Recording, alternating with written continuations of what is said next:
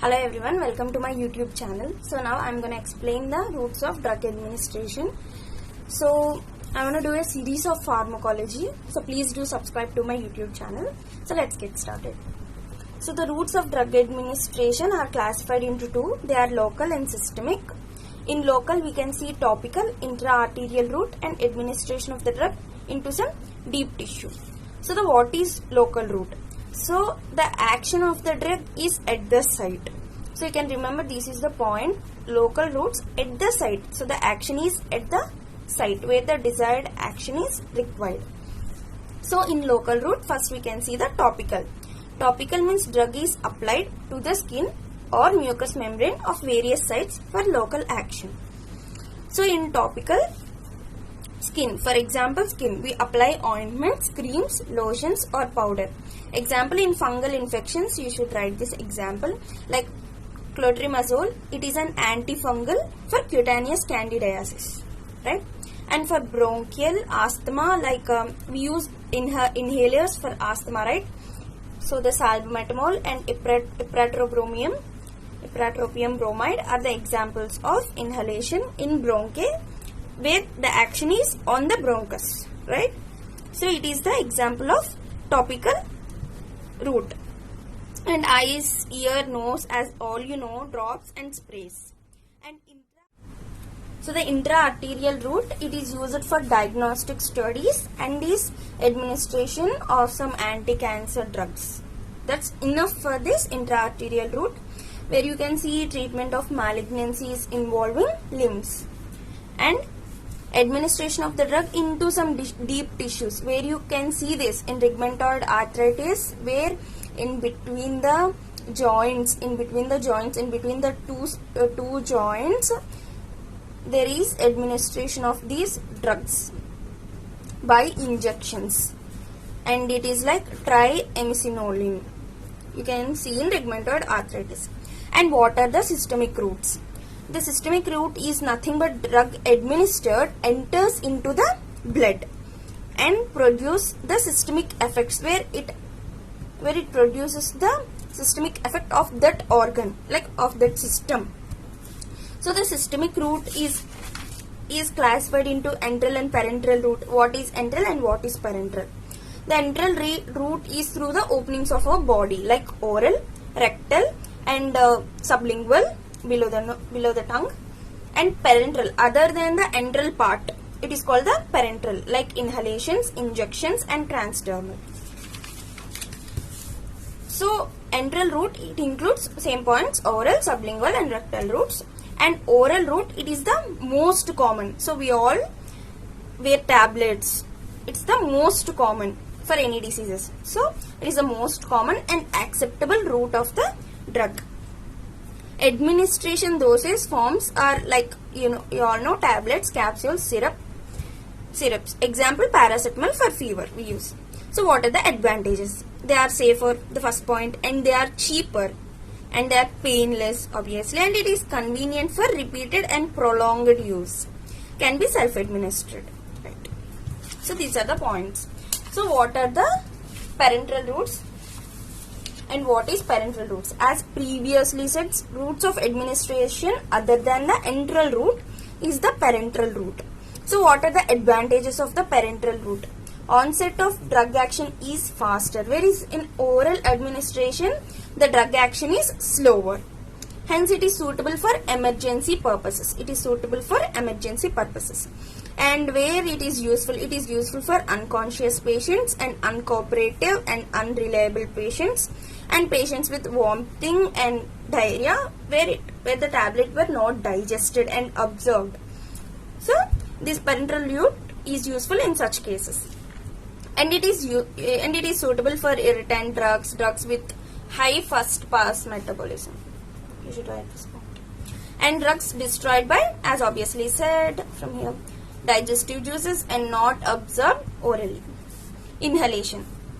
So volatile liquids and gases are given by inhalation for systemic effects. Example, general anesthetics, and in the case of asthma also we use this inhalation process like inhalers, right? So what are the advantages? Quick onset of action. dose required is very less, so systemic toxicity is minimized. Amount of drug administered can be regulated, like 2 pumps or 3 pumps in the case of inhalers of asthma. And what are the disadvantages? So local irritation cause increased respiratory secretions and bronchospasm. So these are the disadvantages of inhalation. So next we can see the injection part. So it is a 4-mark question and very important studies. So the routes of drug administration is an 8-mark question, which is very important. On this part, if the SI is missed, then the injection part will be the 4-mark. So it's important and you should learn. So injection, intradermal route, where the drug is injected into the layers of skin, example BCG vaccine, enough.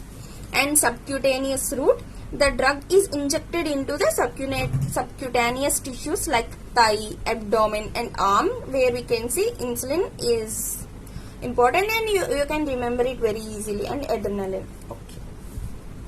So what are the advantages? In subcutaneous part, people can be self-administered these drugs, and example is insulin, of course. And in +2 we learn about the contraceptives. In there we saw this drug like depot preparation, which is useful for contraception, and it is also can be given subcutaneously.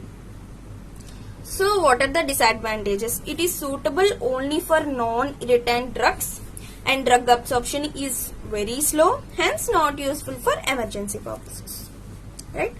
And intramuscular drugs are injected into large muscles, where in our childhood all of us wear this paracetamol injection through intramuscular, where in gluteus maximus, right?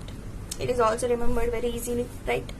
Drugs are injected into large muscles such as deltoid, gluteus maximus and vastus lateralis. Right. So what are the advantages? Absorption is more rapid as compared to the oral route. Mild irritants and depot injections can be given by this route. Okay. So these are the points of intramuscular drugs. So what are the disadvantages? Aseptic conditions are needed. So we should maintain the aseptic conditions while giving the intramuscular injections. So in the intravenous route, drug is administered through the vein in the 3 forms like bolus, slow IV injections and IV infusion. For bolus, you can write ranitidine. In bleeding peptic ulcer, we use the drug ranitidine, which is given in the form of IV through bolus. And slow IV injections like morphine in myocardial infarction. And in intravenous infusion, dopamine infusion in case of cardiogenic shock, and mannitol infusion in case of cerebral edema. So it's important, mannitol infusion in cerebral edema, and dopamine infusion in cardiogenic shock. So you should write all of these points. And what are the advantages of intravenous route?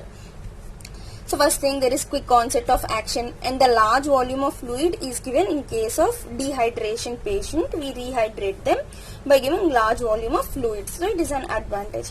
And highly irritant drugs can also be given in the intravenous route, and example anti-cancer drugs.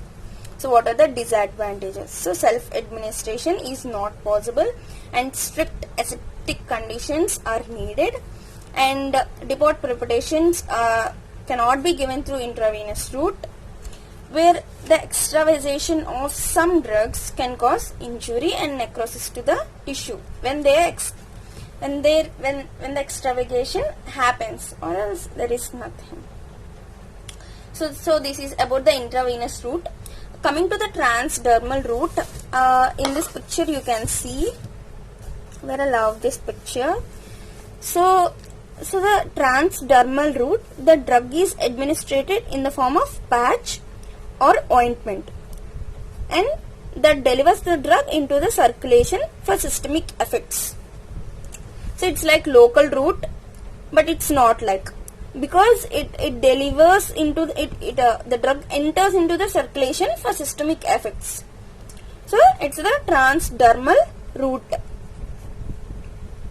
So through the application of skin, and the drug enters into the circulation. So what are the advantages? self-administration is possible as it is an ointment. You can administrate it easily. So, and patient compliance is better, of course, and the duration of action is prolonged because the route is so long.